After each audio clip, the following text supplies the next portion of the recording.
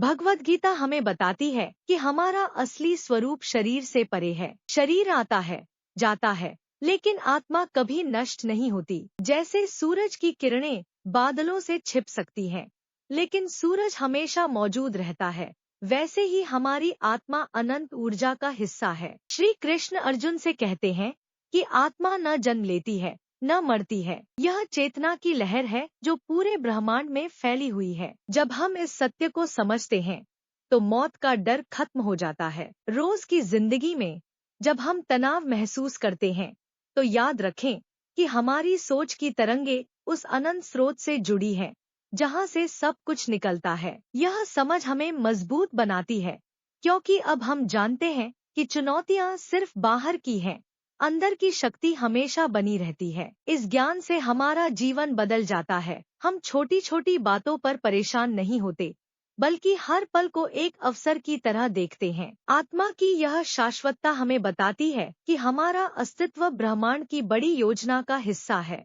जहां हर कण एक दूसरे से जुड़ा है। जैसे पानी की बूंद समुद्र में मिलकर अपनी सीमाएं खो देती है, वैसे ही जब हम आत्मा को पहचानते हैं तो अलगाव की भावना खत्म हो जाती है। यह पहली परत हमें आधार देती है, जहां से बाकी शिक्षाएं निकलती हैं। बिना इस समझ के जीवन की दौड़ बेकार लगती है, लेकिन इसके साथ हर कदम अर्थपूर्ण हो जाता है। अब हम जानते हैं कि हमारी ऊर्जा उस बड़े प्रवाह से जुड़ी है जो कभी रुकती नहीं। इस ज्ञान से हमारा मन शांत होता है और हम जीवन को नए नजरिए से देखते हैं। जैसे पेड़ की जड़ें गहरी होती हैं, वैसे ही यह समझ हमें स्थिरता देती है। रोज की भागदौड़ में जब हम थक जाते हैं तो इस सत्य को याद करें